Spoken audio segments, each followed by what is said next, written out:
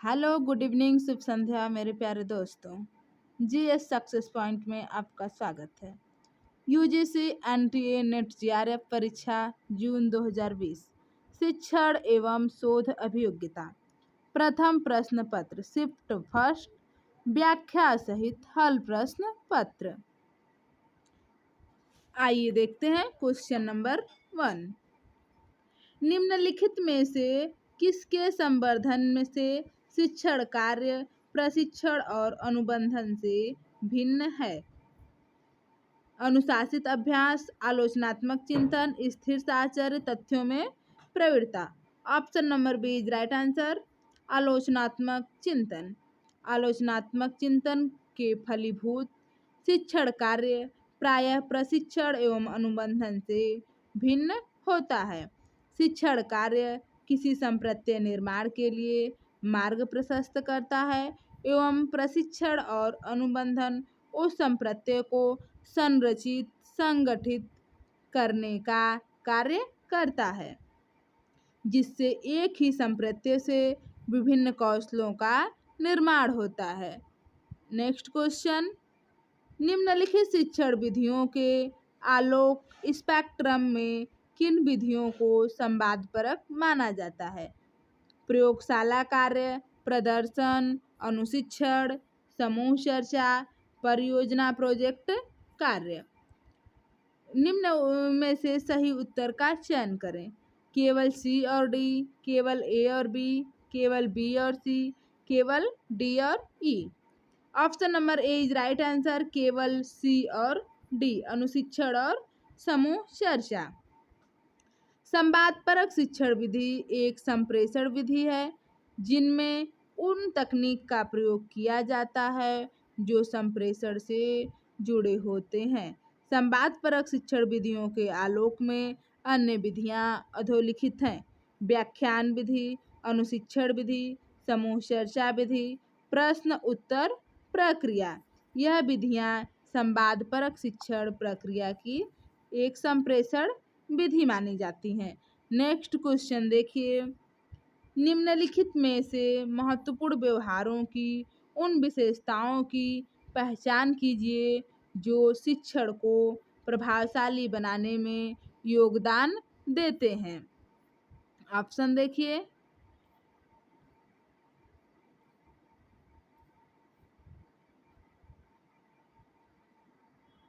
पाठों की स्पष्टता, जिससे अधिगमकर्ताओं को विचार स्पष्ट किए जाते हों।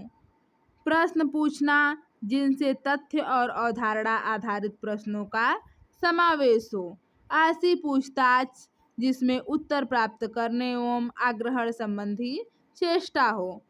शिक्षक कार्य अभिविन्यास, जो स्पष्ट रूप से परिभाषित यूनिट के निष्कर्षों पर केंद्रित हो।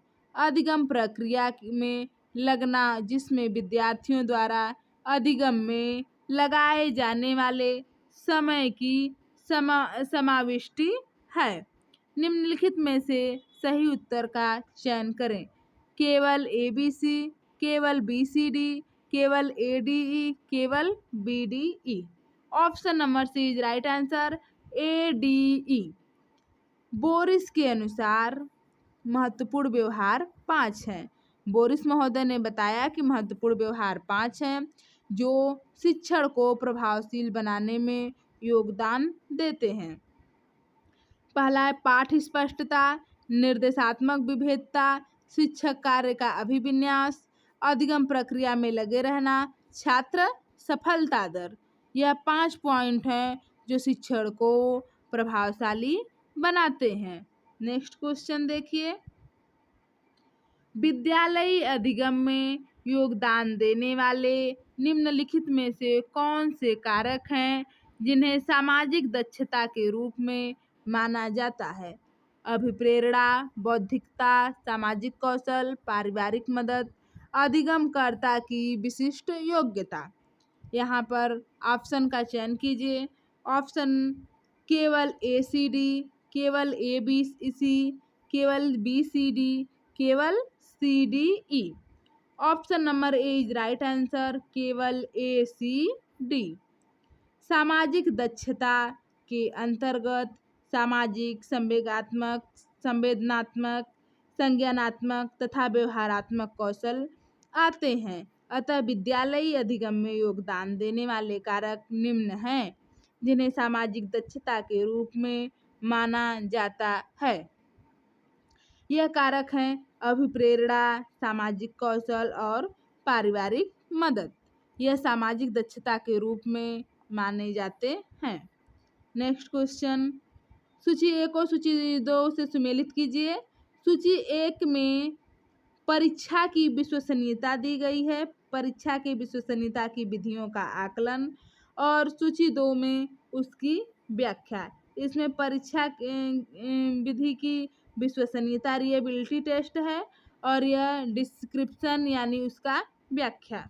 देखिए यहाँ पर पहला है परीक्षा पुनः परीक्षा विधि। पहला है परीक्षा पुनः परीक्षा विधि। इसको साइज छोटा करके सभी को एक साथ देखते हैं। डी फिर भी यहाँ रह जाता है और साइज छोटा कर लेते हैं।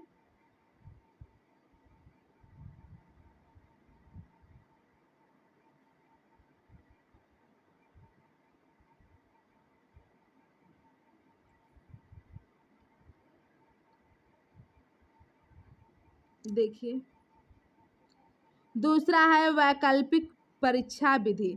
स्वतंत्र रूप से परीक्षा के 2 या 2 से अधिक निर्धारक अंक प्राप्त करना। सी है अर्ध विच्छेदन विधि। इसमें है 2 भिन्न भिन्न सत्रों में एक ही समूह के लिए एक ही परीक्षा प्रशासित करना। और नेक्स्ट है अंतर निर्धारक विधि, और इधर इस व्याख्या है 2 भिन्न सत्रों में एक ही समूह के लिए परीक्षा के 2 प्रारूपों को प्रसारित करना। यहाँ पर ऑप्शन दिए गए हैं, सही उत्तर का चयन कीजिए। तो इसमें option number D is right answer. इसकी व्याख्या को देख लीजिए, आपको सब कुछ समझ में आ जाएगा।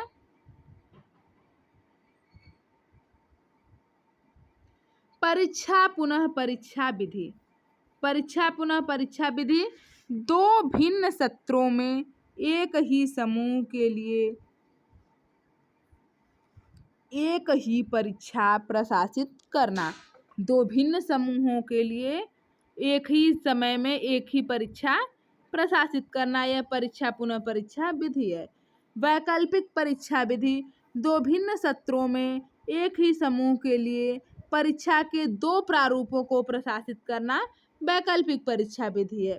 अर्ध विच्छेदन विधि एक सत्र में सहसंबंध के लिए परीक्षा के 2 समतुल्य आधे सत्रों की परीक्षा का संचालन करना। और अंतर निर्धारक विधि है स्वतंत्र रूप से परीक्षा के 2 या 2 से अधिक निर्धारक अंक प्राप्त करना। यह आपके परीक्षा के विश्वसनीयता की विधि है और यह इसकी व्याख्या है। उम्मीद है आपको समझ आया होगा। नेक्स्ट देखिए, निम्नलिखित में से कौन सा शोध हस्तक्षेप आधारित, चक्रीय प्रकृति और सुधार केंद्रित है? व्यष्टि अध्ययन शोध, सर्वेक्षण शोध, प्रयोगात्मक शोध, क्रियात्मक शोध। Option number D is right answer, क्रियात्मक शोध। क्रियात्मक शोध हस्तक्षेप आधारित, चक्रीय प्रकृति और सुधार केंद्रित होती है। यह किसी समस्या को पहचानने व उसके निदान हेतु सुझाव देने के लिए आयोजित की जाती है। इसकी प्रकृति चक्रीय होती है। क्रियात्मक शोध का प्रयोग प्रायः दैनंदिनी विद्यालय संबंधी समस्याओं के समाधान हेतु किया जाता है। आइए इसको समझते हैं। ऐसे ही क्वेश्चन पिछले प्रश्न पत्र में आ चुके हैं। आप प्रश्न पत्र का पैटर्न समझिए। एक ही क्वेश्चन बार बार रिवाइज होते हैं, बस उसका पैटर्न थोड़ा चेंज, शब्दों को चेंज कर दिया जाता है, बाकी सब वही रहता है। तो हम लोग जितना ज़्यादा प्रीवियस ईयर पेपर सॉल्व करेंगे, हमारी उतनी ही बेस मजबूत होने वाली है। देखिए, सर्वप्रथम हम नियोजन करते हैं, फिर क्रियान्वयन करते हैं, इसके बाद पर्यवेक्षण करते हैं, चिंतन करते हैं, फिर से वही प्रक्रिया स्टार्ट हो जाती है, नियोजन, क्रियान्वयन, पर्यवेक्षण, चिंतन। तो यह एक सर्कल के रूप में चलती रहती है, इसलिए इसको चक्रीय प्रक्रिया कहते हैं। आगे देखिए, किसी शोध परियोजना में उचित प्राचलिक परीक्षा का उपयोग करते हुए शोधकर्ता को निराकरणीय परिकल्पना को निरस्त करने के साक्ष्य प्राप्त हो जाते हैं। ऐसा करने से किस प्रकार की त्रुटि होने की संभावना होती है? अल्फा एरर, अल्फा त्रुटि, बीटा त्रुटि, दोनों, अल्फा और बीटा त्रुटि दोनों, न तो अल्फा न तो बीटा। यहाँ पर option number A is right answer, alpha त्रुटि। एक शोधकर्ता शून्य परिकल्पना जो वास्तव में सत्य हो निरस्त कर देता है तो इसे अल्फा त्रुटि या प्रकार फर्स्ट त्रुटि कहते हैं। इसके विपरीत यदि शोधकर्ता शून्य परिकल्पना जो वास्तव में असत्य हो को निरस्त करने में असमर्थ रहता है अथवा स्वीकृत कर लेता है, इसे बीटा त्रुटि या प्रकार 2 त्रुटि कहते हैं। नेक्स्ट क्वेश्चन देखिए, कॉलेज विश्वविद्यालय का कोई अध्यापक किसी बड़ी परियोजना में अपने मुख्य शोध परिकल्पना के परीक्षण की योजना बनाता है, तो इस संबंध में निम्नलिखित में से किन कथनों को संगतपूर्ण माना जा सकता है? ऑप्शन देखिए, मुख्य शोध परिकल्पना में चरों के बीच संबंधों का स्पष्ट रूप से उल्लेख होना चाहिए। शोध परिकल्पना में विभेदक प्रभावों या संबंधों का निष्कर्ष निकालने का उद्देश्य होना चाहिए। नेक्स्ट देखिए, निराकरणीय परिकल्पना पहले से ही निर्धारित होनी चाहिए। मुख्य शोध परिकल्पना के परीक्षण हेतु प्रत्यक्ष सहायता उपलब्ध हो। शोध परिकल्पना का निराकरणीय परिकल्पना के परिणाम का निर्धारण कर अप्रत्यक्ष रूप से अंतिम निर्णय तक पहुंचा जा सकता है। अब यहाँ पर आप ऑप्शन देखिए, सही उत्तर का चयन कीजिए। केवल ABC, केवल BCD, केवल ADE, केवल ABE। Option number D is right answer, केवल ABE। मुख्य शोध परिकल्पना किसी अन्य परिकल्पना की तरह होती है। इसे मुख्य इसलिए कहते हैं क्योंकि यह अभी तक संचालित नहीं हुई है। इसकी निम्नलिखित विशेषताएं हैं। देखिए कुछ विशेषताएं। मुख्य शोध परिकल्पना में चरों के बीच संबंधों का स्पष्ट रूप से उल्लेख होना चाहिए। शोध परिकल्पना में विभेदक प्रभाव या संबंधों का निष्कर्ष पता लगाने का उद्देश्य होना चाहिए। शोध परिकल्पना पर शून्य निराकरणीय परिकल्पना के परिणाम का निर्धारण कर अप्रत्यक्ष रूप से अंतिम निर्णय पर पहुंचा जा सकता है। नेक्स्ट क्वेश्चन, सूची 1 और सूची 2 को सुमेलित करना है। सूची 1 में प्रतिचयन तकनीक है और सूची 2 में उसकी व्याख्या की गई है। देखिए, पहला है सामान्य यादृच्छिक प्रतिचयन। सामान्य यादृच्छिक प्रतिचयन और इसकी व्याख्या है। दूसरा है व्यवस्थित प्रतिचयन और तीसरा है विमात्मक प्रतिचयन और चौथा है स्नोबॉल प्रतिचयन। व्याख्या देख लीजिए। प्रतिदर्श संरचना आरेखण से पूर्व अभिज्ञापित विभिन्न विशिष्ट लक्षणों के अनुसार यूनिटों को अभिज्ञापित किया जाता है। प्रत्येक यूनिट को चयनित करने के लिए सामान्य और स्वतंत्र अवसर दिया जाता है। अंतराल n/n से प्राप्त किया जा सकता है। इसका उपयोग कर यूनिटों को निकाला जाता है, जहां n समष्टि आकार साइज और n प्रतिदर्श आकार होता है और नेक्स्ट है प्रथम सदस्य यूनिट द्वितीय सदस्य यूनिट को अभिज्ञापित करने के लिए प्रयोग की जाती है। यह अनवरत चलता रहता है। ऑप्शन देखिए, यहाँ पर 4 ऑप्शन दिए गए हैं। Option number B is right answer. सामान्य यादृच्छिक प्रतिचयन यह है प्रत्येक इकाई को चयनित करने के लिए समान और स्वतंत्र अवसर दिया जाता है। सामान्य यादृच्छिक चयन, समान और स्वतंत्र अवसर। नेक्स्ट है व्यवस्थित प्रतिचयन। इसमें इसकी व्याख्या के अंतराल n/n से प्राप्त किया जाता है और इसका उपयोग कर इकाइयों को निकाला जाता है जहां n इक्वल टू समग्र का आकार और स्मॉल n इक्वल टू प्रतिदर्श का आकार होता है। और विमात्मक प्रतिचयन प्रतिदर्श संरचना आरेखण से पूर्व अभिज्ञापित विभिन्न विशिष्ट लक्षणों के अनुसार इकाइयों को अभिज्ञापित किया जाता है। स्नोबॉल प्रतिचयन प्रथम सदस्य इकाई दूसरी इकाई को अभिज्ञापित करने के लिए प्रयोग की जाती है। यह अनवरत चलता रहता है। नेक्स्ट क्वेश्चन देखिए, नीचे 2 कथन दिए गए हैं। अभिकथन ए और दूसरा तर्क आर है। शोध में इंद्रिय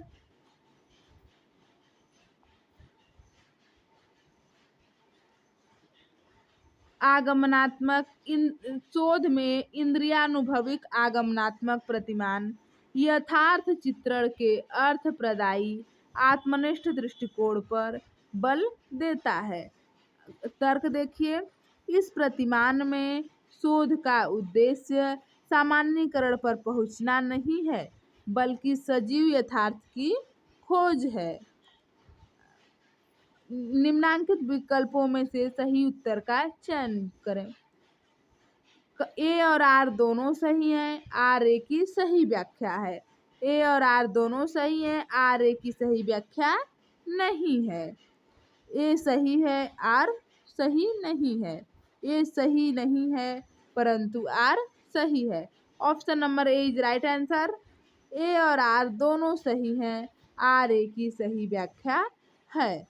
शोध में इंद्रियानुभविक आगमनात्मक प्रतिमान जिसको गुणात्मक प्रतिमान के भी नाम से जाना जाता है यथार्थ चित्रण के अर्थप्रदायी आत्मनिष्ठ दृष्टिकोण पर बल देता है अथवा यह प्रतिमान मानव व्यवहार अभिवृत्ति विशेषताओं के अध्ययन पर केंद्रित होता है। यह सजीव यथार्थ की खोज या अवबोध विकसित करने का प्रयास करता है। उदाहरण के रूप में व्यष्टि अध्ययन जिसको केस स्टडी कहते हैं, निर्जातीय अध्ययन, दर्शन शास्त्रीय अध्ययन एवं अन्य गुणात्मक शोध में आगमनात्मक प्रतिमान का उपयोग किया जाता है। नेक्स्ट क्वेश्चन, निम्न अनुच्छेद को ध्यान पूर्वक पढ़ें और उत्तर दें। विपणनकर्ता सामाजिक मूल्यों और उत्तरदायित्वों तथा उसी पृथ्वी जिससे हम पोषित होते हैं से अपने संबंधों की पुनः समीक्षा कर रहे हैं। जैसे जैसे विश्वव्यापी उपभोक्तावाद और पर्यावरणवाद के आंदोलन परिपक्व हो रहे हैं वैसे ही आज के विपणनकर्ता समर्थनीय विपणन प्रचलनों के विकास पर ध्यान दे रहे हैं। निगमित नैतिकता और सामाजिक दायित्व आज प्रत्येक व्यवसाय के लिए मुख्य विषय बनते जा रहे हैं।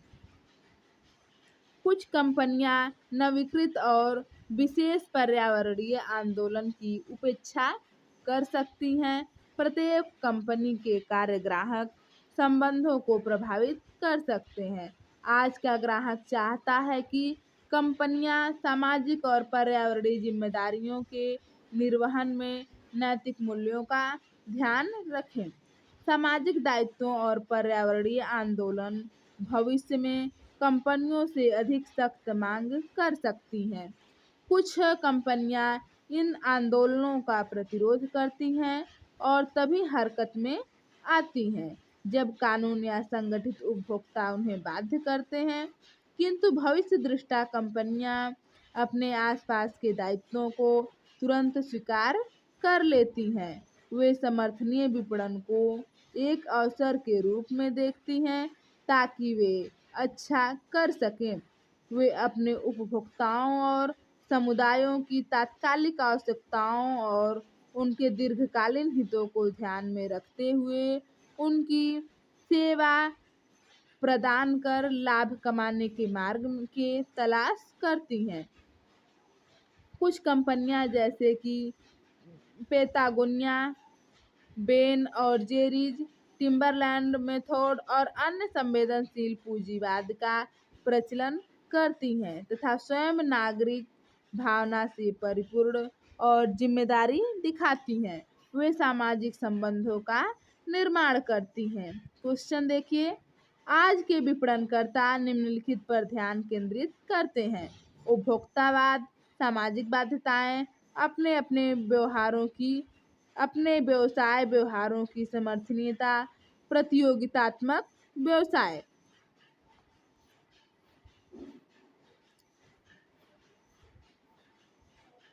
Option number B is right answer, सामाजिक बाध्यताएं।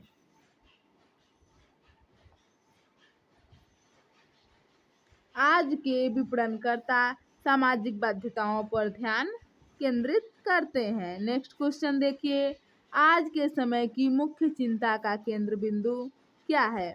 विपणन रणनीतियां, ग्राहक संबंध, निगमित नैतिकता, मुद्रा के लिए मूल्य प्रदान करना। तो यहाँ पर option number C is right answer, निगमित नैतिकता।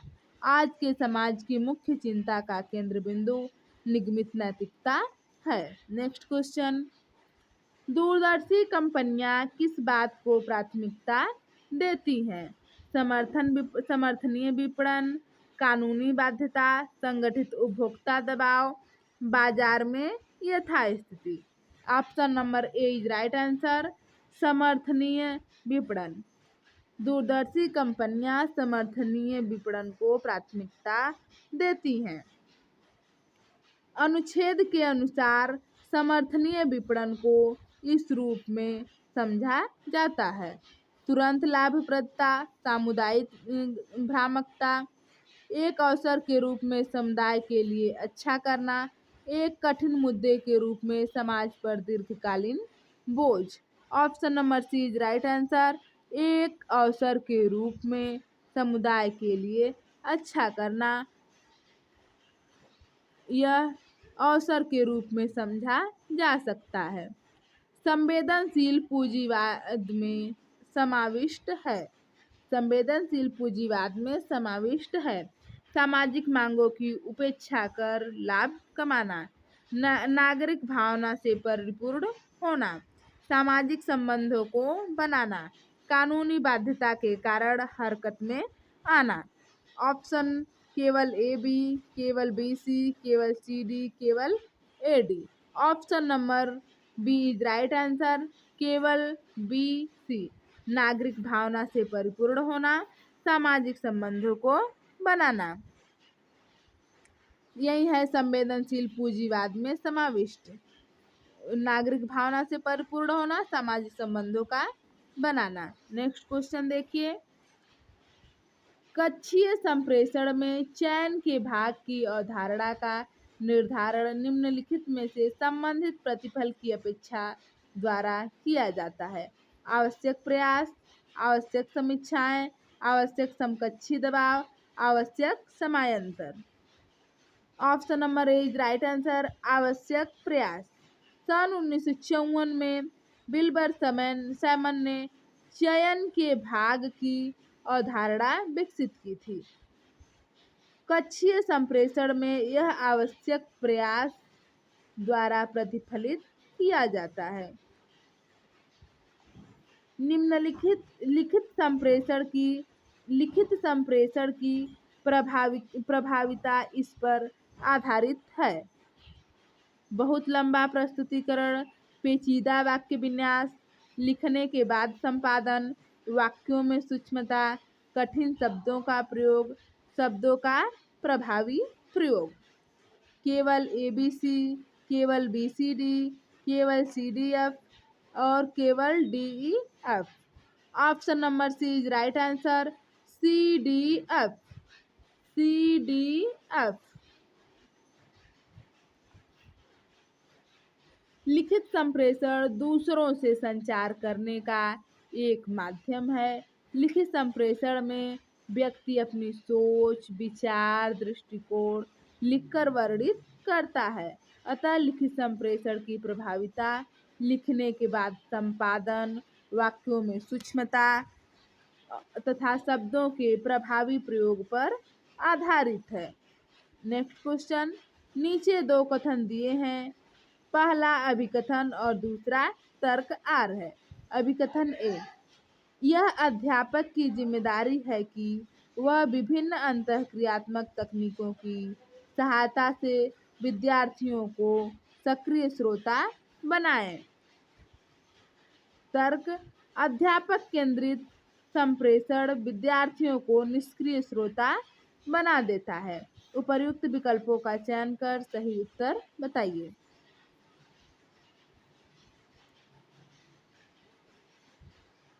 ए और आर दोनों सही हैं, आर ए की सही व्याख्या है। ए और आर दोनों सही हैं, आर ए की सही व्याख्या नहीं है।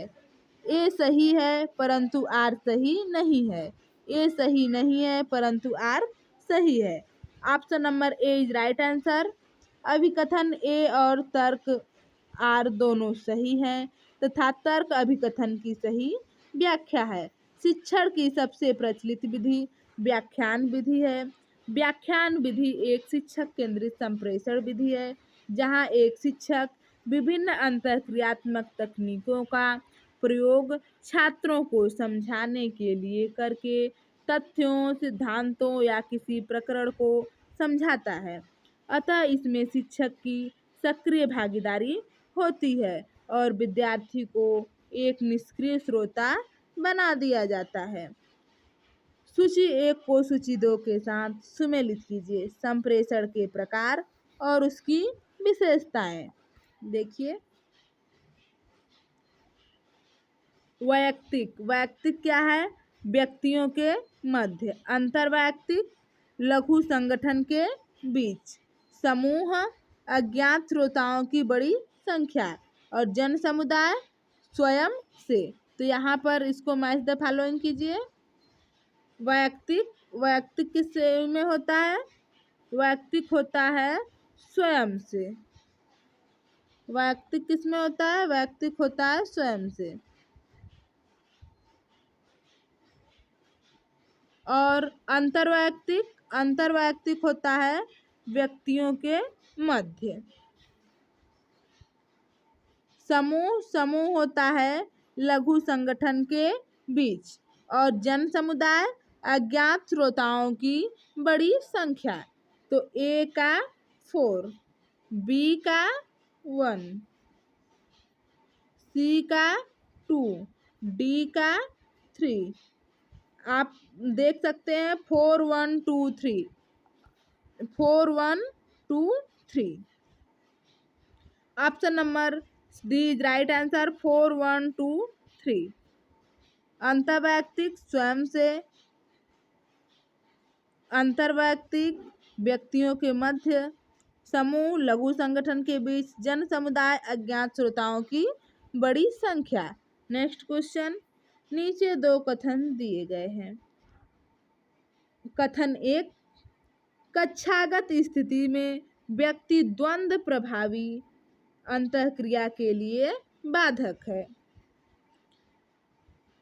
कथन 2, अवैयक्तिक संप्रेषण कक्षागत परिवेश से प्रायः सर्वोत्तम समाधान माना जाता है।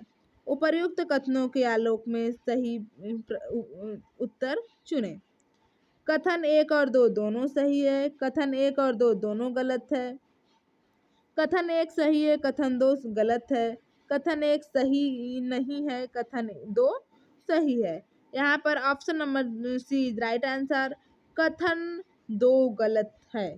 कथन 2 गलत है और कथन 1 सही है।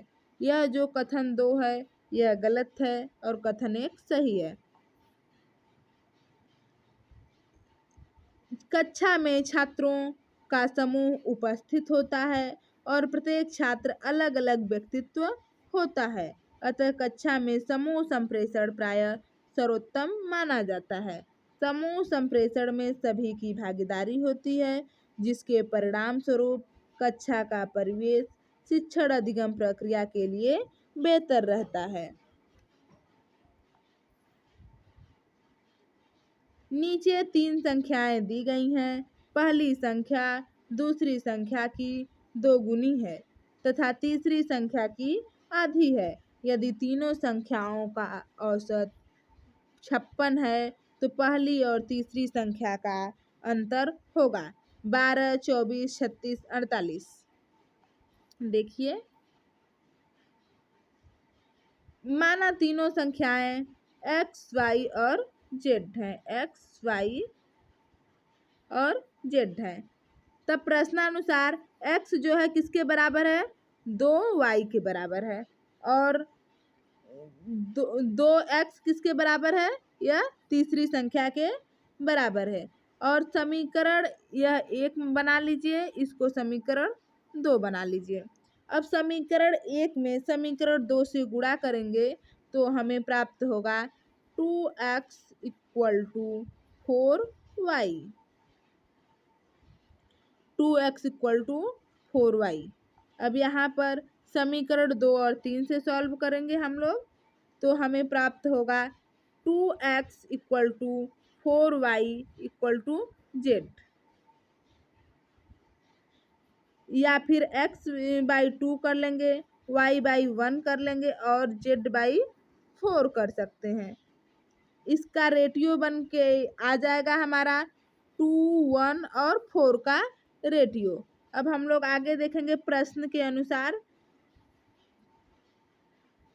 2a plus a plus 4a equal to 3 बराबर टोटल नंबर है 56।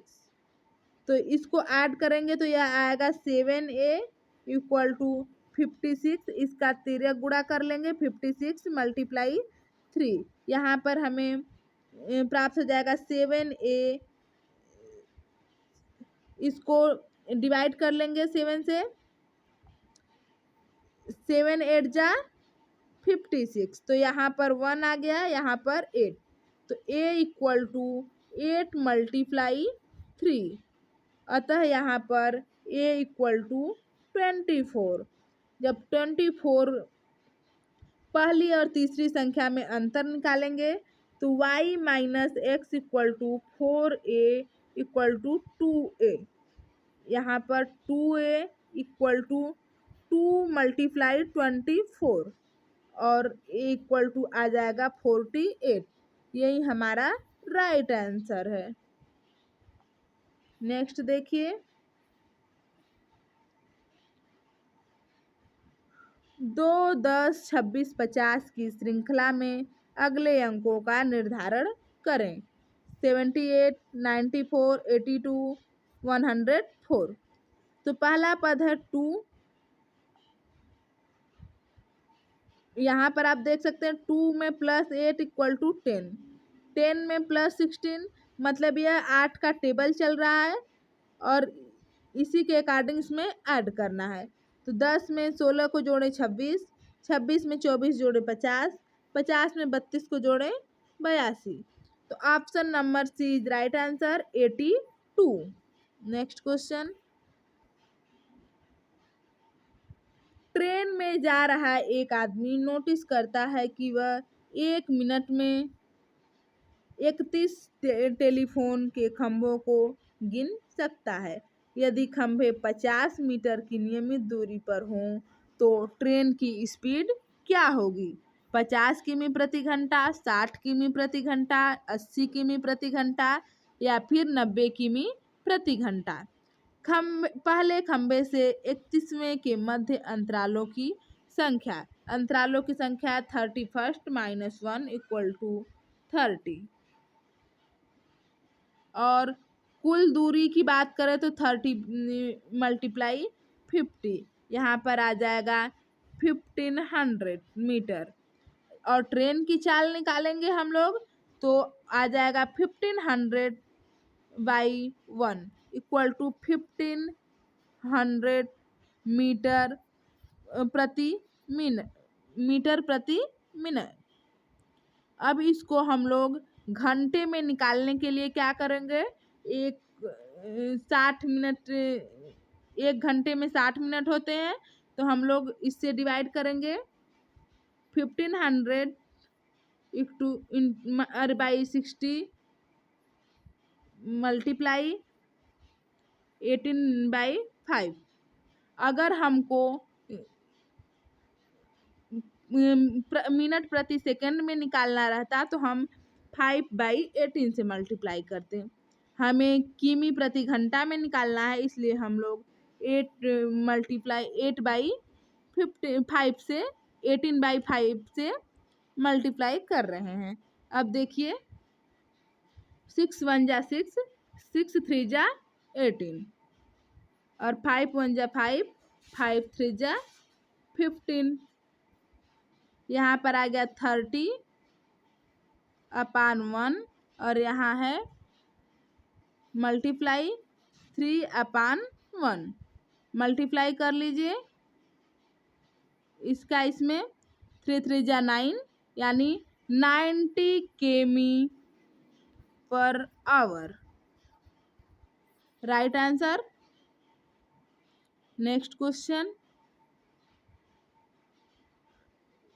50,000 की रकम बैंक में 1 ईयर के लिए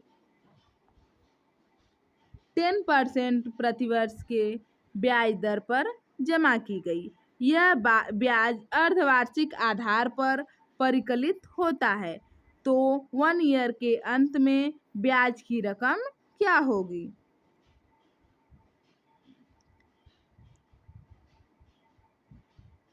$5,125, 5,250, 5,500, 5,150।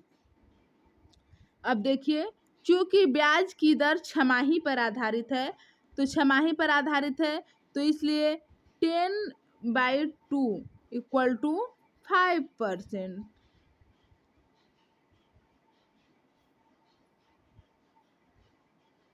और चक्रवृद्धि ब्याज का यह फार्मूला लगाएंगे,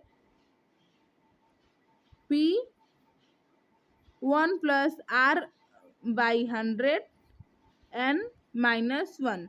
ये फॉर्मूला लगाएंगे हम लोग और हमारा आंसर आ जाएगा। आप लोग सॉल्व कर लीजिएगा, हमारा आंसर 5,125 आ रहा है। नेक्स्ट क्वेश्चन देखिए, निम्न अक्षरों की श्रृंखला में अगला पद क्या होगा? ABCF, BCDG, CDEH, DEFI। तो आप देख सकते हैं AB, पहले दो को देखिए, AB, BC, CD, DE, यहाँ क्या होगा? EF। अब देखिए EF किसमें है?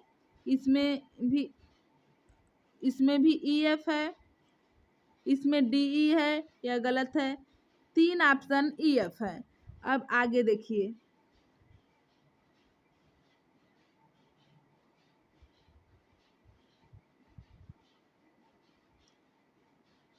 यहाँ C है, यहाँ D है, यहाँ E है, यहाँ F है। F के बाद क्या आता है? G आता है, तो तीसरे नंबर पर क्या आएगा? G आने वाला है। EF के बाद तीसरे नंबर पर G आने वाला है। इसमें भी G है, इसमें भी G है। Option number A cancel. अब देखिए नेक्स्ट, FGHI, यहाँ क्या आएगा? J, मतलब यहाँ J आने वाला है। अब मिलाइए EFGJ, EFGJ मतलब EFGJ, EFGI, B cancel. Option number C is right answer. Next question, न्याय दर्शन शास्त्र में न्याय वाक्य की क्रमबद्धता है। निगमन, उदाहरण, हेतु, उपनयन, प्रतिज्ञा। निम्न विकल्पों में से सही उत्तर का चयन कीजिए। यह देखिए, option number B is right answer.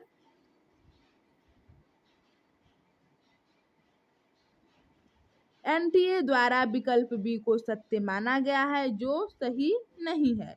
NTA ने जो माना है वह बी को राइट माना है, लेकिन यह सही नहीं है। इसमें फर्स्ट है प्रतिज्ञा, हेतु, उदाहरण, उपनयन और निगम।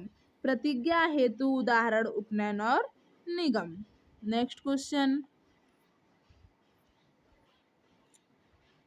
न्याय दर्शन शास्त्र में बोधगम्य वाक्य की क्रमबद्धता को लिखिए।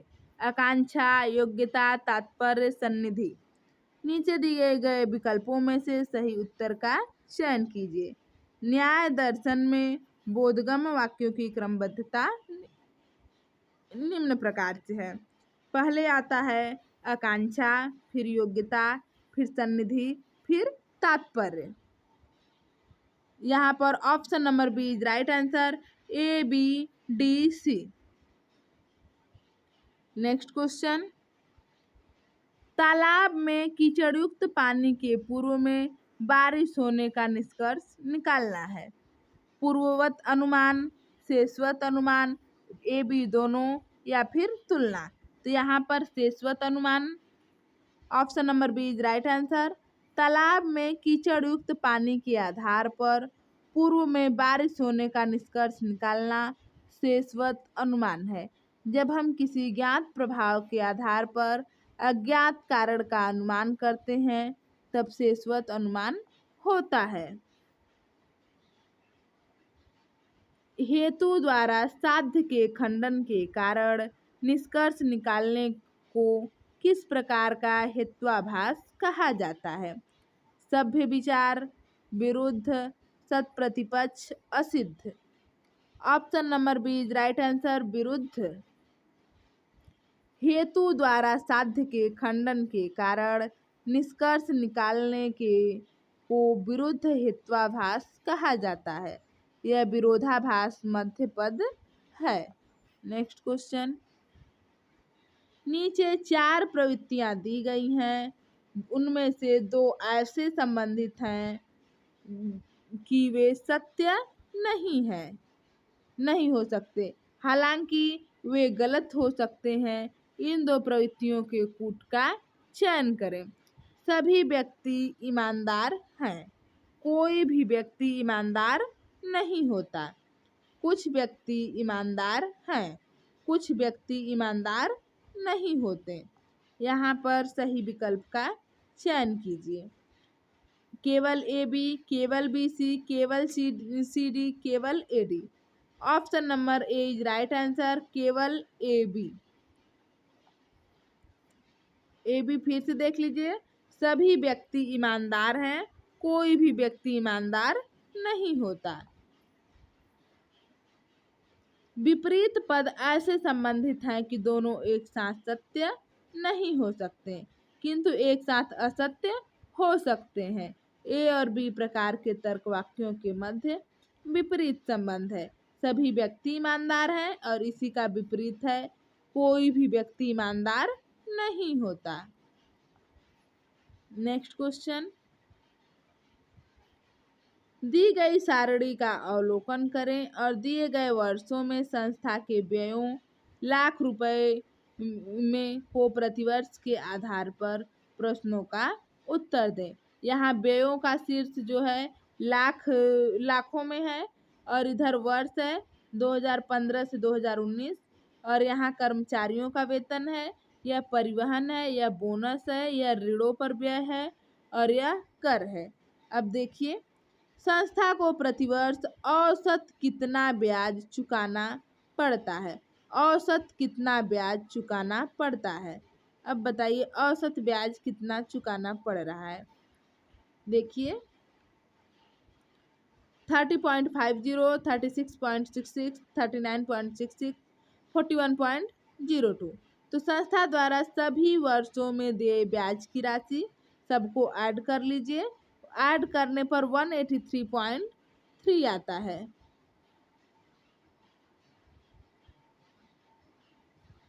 यही है ऋण, तो ऋण को पूरा ऐड कर लीजिए।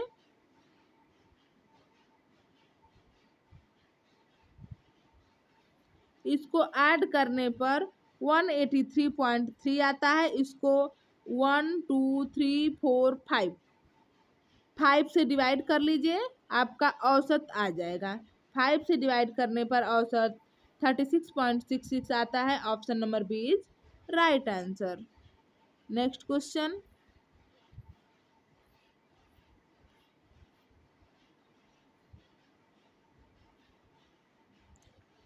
उल्लिखित अवधि में संस्था ने बोनस की जो कुल राशि प्रदान की है, उस अवधि में प्रदत्त कुल वेतन की राशि का लगभग कितना परसेंट है? 3%, 4%, 7%, 1%। संस्था द्वारा दे कुल बोनस, जितना कुल बोनस है उसको ऐड कर लीजिए, ऐड करने पर 17 प्राप्त होता है। और संस्था द्वारा दे कुल राशि, राशि का पूछा है, कुल राशि प्रदान किए उस अवधि में प्रदत्त कुल वेतन की राशि का प्रतिशत पूछा है। तो कुल वेतन ऐड कर लीजिए 1710। अब प्रतिशत निकालने के लिए क्या करेंगे हम लोग, जितना कुल बोनस राशि है, इसके बाद जितना कुल वेतन राशि है, इसको बटे करके मल्टीप्लाई 100 कर देंगे। 0 से 0 कैंसिल, इसका इसमें भाग दे देने पर आएगा आपका 0.99%, यानी लगभग 1%, लगभग 1%। तो option number D is right answer. Next question, 2015 के इन सभी मदों पर किया गया कुल व्यय 2019 के कुल व्ययों का कितना प्रतिशत था? तो 2015 का देखिए, इन सभी मदों पर किया गया व्यय व्यय इतना है और टोटल ऐड करने पर 495.4 आता है 2015 में। देखिए यही है सभी मदों पर व्यय, और इसके बाद 2019 में सभी मदों पर व्यय किया गया, ऐड कीजिए, इसको ऐड कीजिए आप, तो इसका आता है 585.36। अब अभिष्ट प्रतिशत इन दोनों का निकालिए, 495.4 मल्टीप्लाई बाई 585.36 मल्टीप्लाई 100। इसको सॉल्व करने पर आएगा 84.63%, जो कि option number A is right answer. Next question, वर्ष 2017 में संस्था में इन मदों का कुल व्यय है। वर्ष 2017 कहाँ गया, यह है, इसका टोटल ऐड कर लीजिए। टोटल ऐड करने पर आपको मिलेगा 544.44। Option number C is right answer. Next question, वर्ष 2016 और 2018 में करों के रूप में किए गए व्ययों के बीच का अनुपात लगभग कितना है? तो वर्ष 2016 में करों पर व्यय कितना था? वर्ष 2016 में करों का व्यय देखिए 108 है। इसके बाद कह रहा है कि इसका अभिष्ट वर्ष 2018 में करों का व्यय, तो वर्ष 2018 करों का व्यय है 88। अब इसका अभिष्ट अनुपात निकालिए, तो 108 रेटियो 88। अनुपात निकालने पर आएगा 27 रेटियो 22। तो 27 ratio 22 is right answer, option number B. Next question, IoT संक्षिप्ति का पूर्ण रूप फुल फॉर्म क्या है? International office of tourism, international of things, internet of think,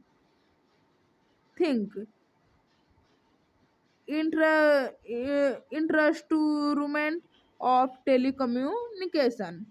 option number B is right answer, internet of things, IoT, internet of things. Next question, memory एक प्रकार है जो मेमोरी का एक प्रकार है जो कंप्यूटर स्टार्टअप रूटीन को संभालता है। रैम, वैन, ROM, check, cache. Option number C is right answer. ROM, read only memory,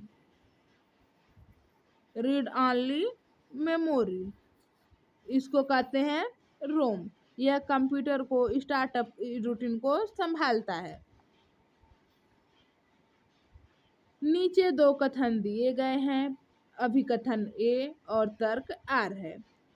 अभिकथन ए देखिए, भारत में मोबाइल प्रयोगकर्ताओं की संख्या तेजी से बढ़ रही है। तर्क, मोबाइल की कीमत कम हो रही है। ए और आर दोनों सही हैं। आर ए की सही व्याख्या है। ए और आर दोनों सही हैं, नहीं है। ए सही है, आर गलत है। ए गलत है परंतु आर सही है। Option number A is right answer. Bharat में मोबाइल प्रयोगकर्ताओं की संख्या तेजी से बढ़ी है क्योंकि मोबाइल की कीमत कम हो रही है। यह प्रौद्योगिकी उन्नति के कारण संभव हो पाया है, इसीलिए ए और आर दोनों सही हैं। ऑफिस 2007 में माइक्रोसॉफ्ट एमएस वर्ड डॉक्यूमेंट का फाइल विस्तार है। Docx, PNG, doc, JPG. Option number A is right answer, doc x. Office 2007 में माइक्रोसॉफ्ट वर्ड डॉक्यूमेंट का विस्तार डॉक एक्स है। दशमलव संख्या 9 हेतु द्विचर संख्या क्या है? 1100, 1001, 101, 111, 1011। बताइए द्विचर संख्या क्या है?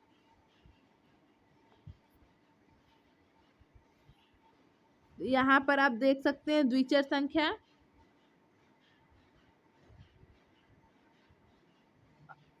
Option number B is right answer. 1001 यह द्विचर संख्या है। यहाँ डिवाइड करेंगे तो जो यह लास्ट का नंबर आता है यही द्विचर संख्या कहलाता है।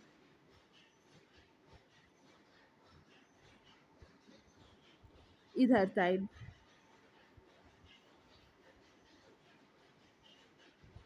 ओजोन परत के क्षरण का कारण क्या है?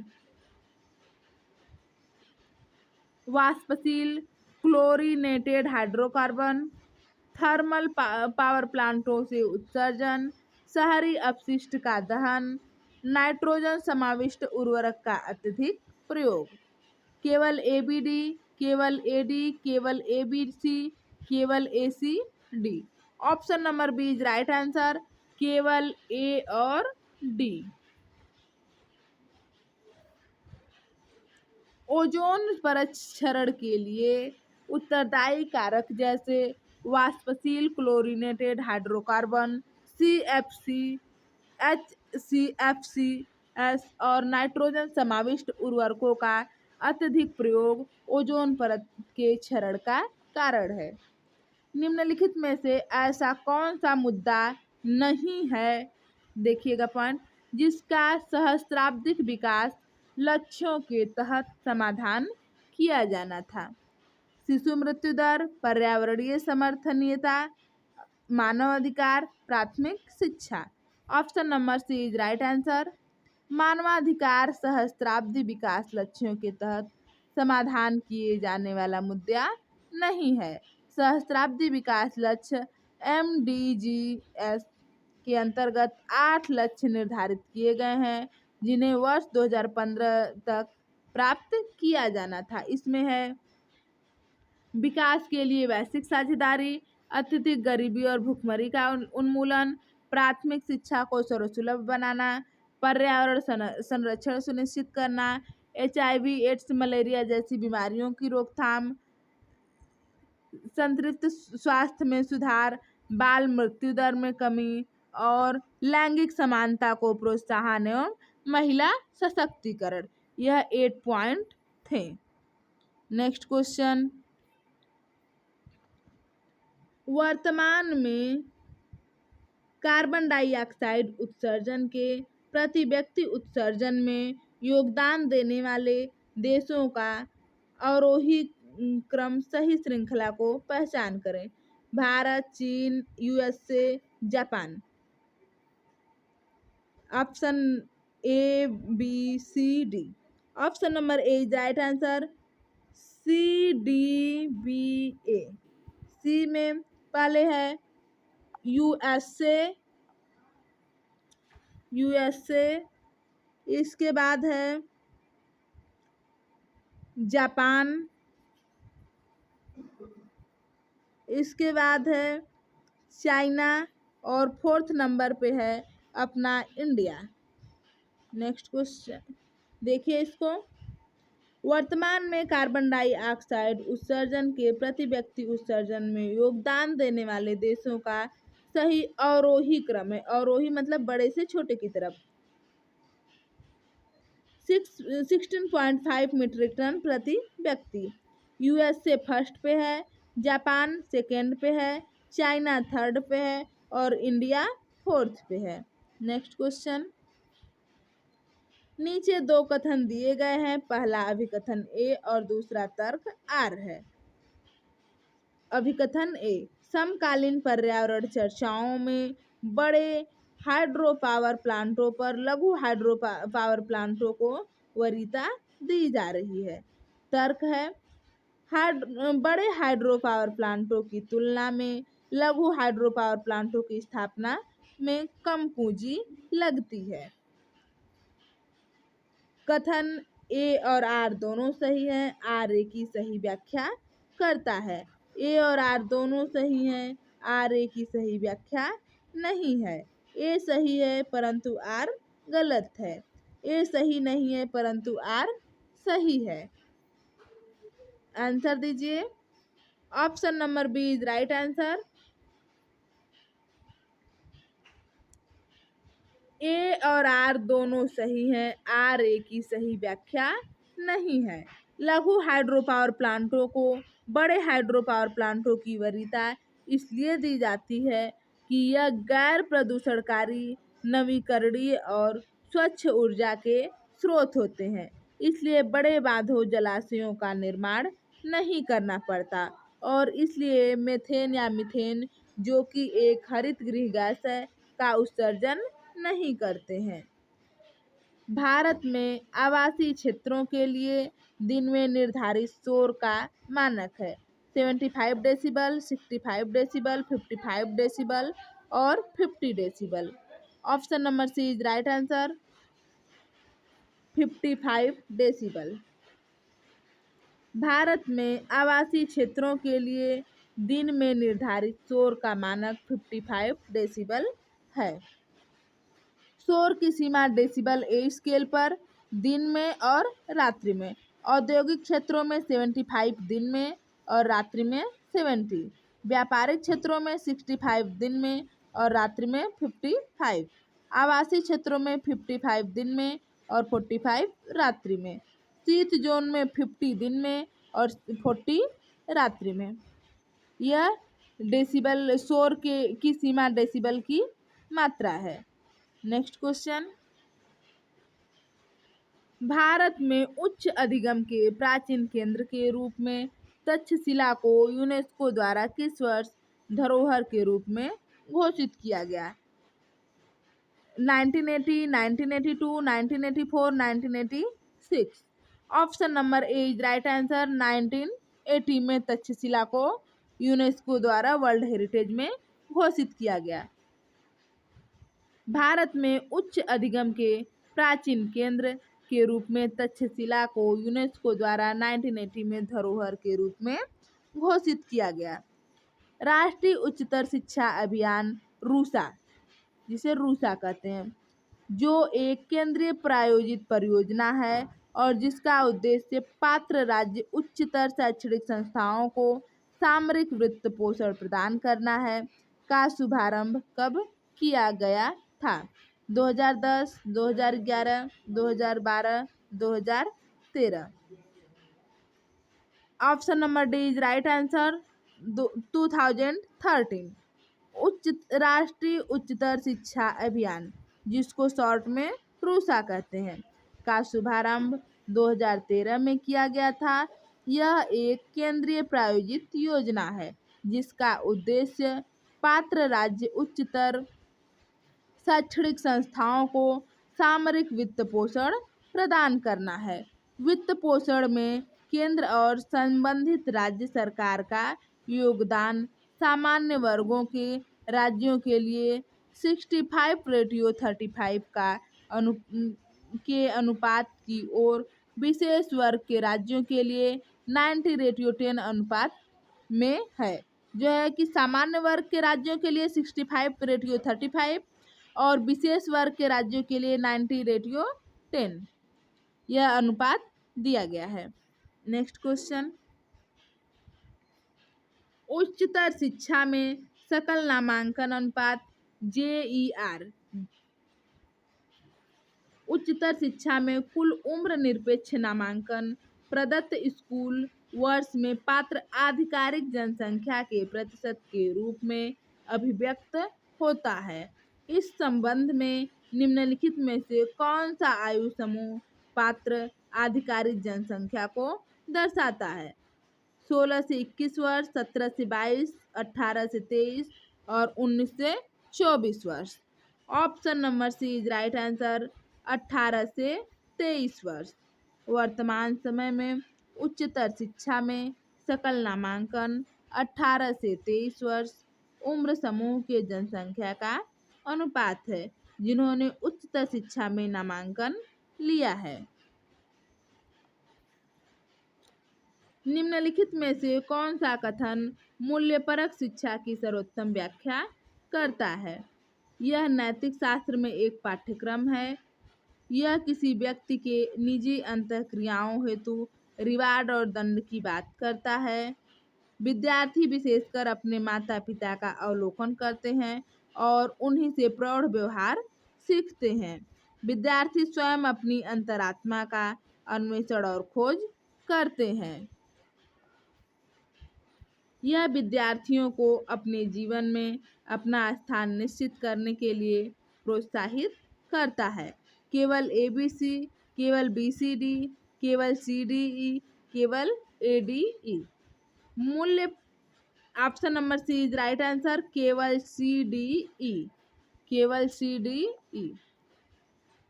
मूल्य परक शिक्षा नैतिक शिक्षा है जो किसी भी मनुष्य में समाहित होती है।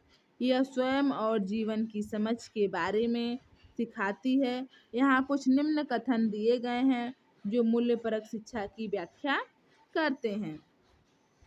विद्यार्थी विशेषकर अपने माता पिता का अवलोकन करते हैं और उन्हीं से प्रौढ़ व्यवहार सीखते हैं। विद्यार्थी स्वयं अपनी अंतरात्मा का अन्वेषण और खोज करते हैं।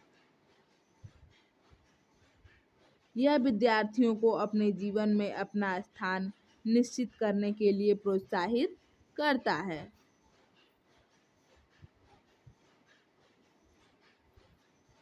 आज के सेशन का लास्ट क्वेश्चन और इस प्रीवियस ईयर पेपर का लास्ट क्वेश्चन नंबर 50 देखिए। सूची 1 में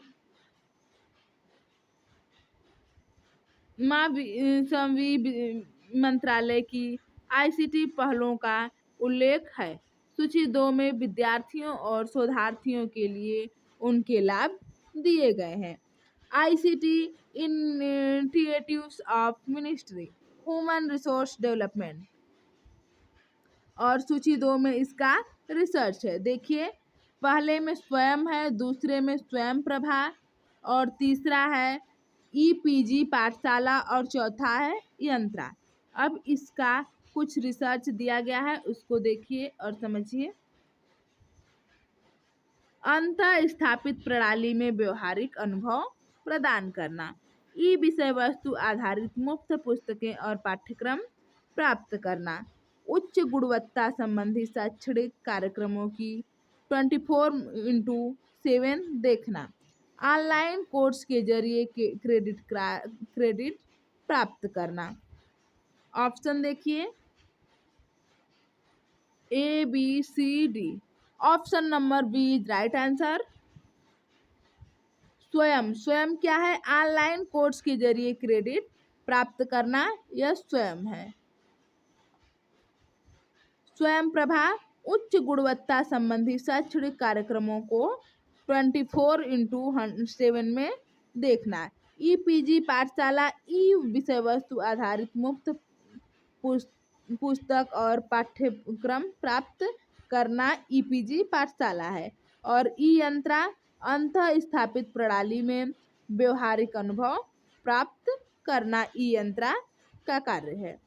तो यहाँ पर हमने आपको 50 क्वेश्चन पेपर 1 जो सभी के लिए कंपलसरी है, अनिवार्य है, पूरा करवा दिए हैं। आप प्रीवियस ईयर पेपर को देखते रहिए और ज़्यादा से ज़्यादा 2019, 20, 21 के पेपर देखिए, क्योंकि 2022-23 का जो करंट का पेपर है वह फिर से रिवाइज नहीं होगा। जो 2 साल 3 साल पहले का पेपर है वही रिवाइज होगा। करंट पेपर तुरंत रिवाइज नहीं होता है।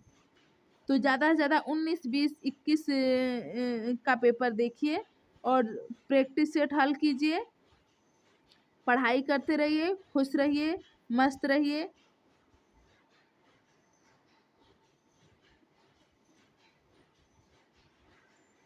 धन्यवाद। जय हिंद।